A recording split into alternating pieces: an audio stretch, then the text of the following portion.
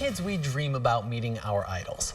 Jake Meyer did the same as he grew up watching his favorite baseball player, Derek Jeter, but he also admired Brian Garman. The current Angels pitching coach was once a Loco, and Meyer had the opportunity to see him play at Simmons Field whenever he wanted. Stepping foot on the same field with Garman each day was an experience in himself for Meyer as a kid, but now the Spencerville grad gets to play for the very team he grew up watching. Our Jack McGuire has the story. It's not every day you get to become one of the people you used to look up to most. That's a reality for Spencerville native Jake Meyer. Being the son of Lima Loco's general manager Steve Meyer, Simmons Field became almost like a backyard to Jake, with the players like older brothers. It's something I've been waiting for the past, 2005 really. I've looked up to these guys like my whole life. Even just talking to my parents and seeing the fans, like I remember sitting up there with all of them and watching these guys, and I never would imagine it came so fast. And I mean, it's been so fun.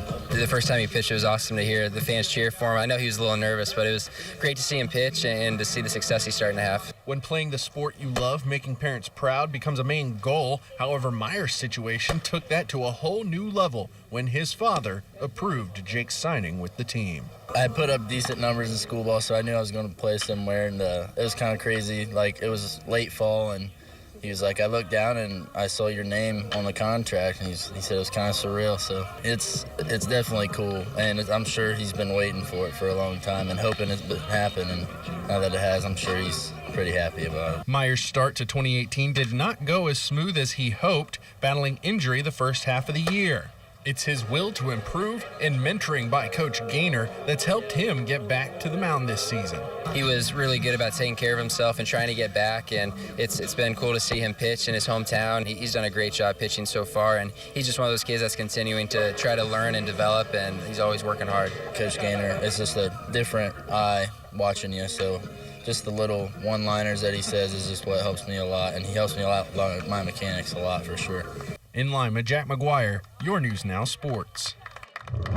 Thanks, Jack. And speaking of the Locos, they play a doubleheader against the Leprechauns tonight. Starting in Game 2, UNOH senior Cole Baker towing the rubber for Lima. The righty fanning 2 in the second and 1 swinging in the third. 3 strikeouts through 3 innings of work for Baker. And in the bottom of the frame, the Locos put a run on the board. Anthony Amicangelo grounds out to first. Daniel Sears scores from third. The Locos go on to win 5-4, splitting their series with the Leprechauns. Big league ball, the Indians can take their series against the Rangers with a win. And in the 5th inning, the Indians explode. Yonder Alonso caps off a 6-run inning with a 2-run blast to right field. The Tribe batting through the order in the 5th, and in the very next inning, Tyler Naquin joins the home run party, leaving Global Life Park in right center. Another 2-run shot gives the Indians an 8-0 lead, and why not add on another? Alonso spreading the wealth as he goes to center field this time. The Indians dominate the Rangers, winning 16-3. The Reds will try and bounce back from their 11-run loss a day ago, trailing by 5 in the bottom of the 7th, but Kirk Casale isn't giving up just yet. With Jesse Winker on the bags, Casale cashes in on the full count.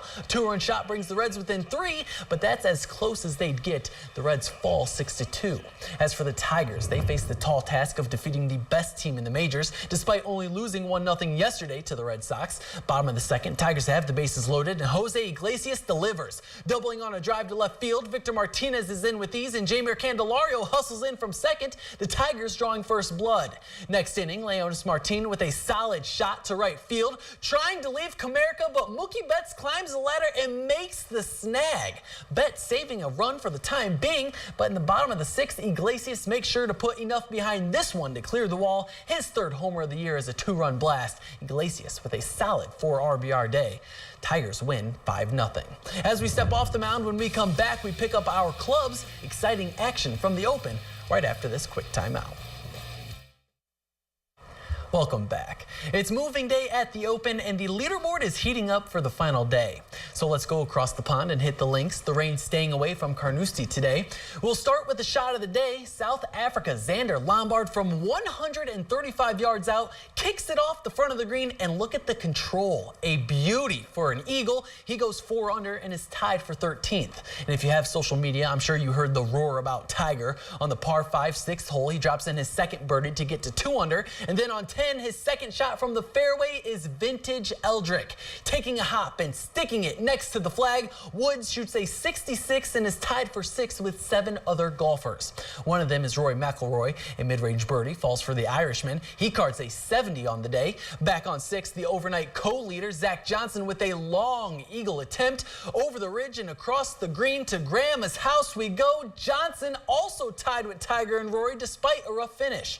The defending champion, Jordan Spieth, brought his A game as well. He gets his day started with an eagle that swirls around the cup, and he was feeling the flow throughout the day. On 16, he pours another birdie right into the cup. Spieth is one of the 3 co-leaders after shooting an impressive round of 65. Right behind him is last year's Rookie of the Year, Xander Schauffele, looking to finish his round on a high note with a birdie on 18. Creeping in the side door, that caps off a 4-under round of 67. And the man who has been in front the whole time is staying steady, Kevin Kisner, with a short putt for bird. So it's a 3-way tie for first heading into the final round tomorrow. Stuart. All right. Thanks, John. We'll wrap things up after this.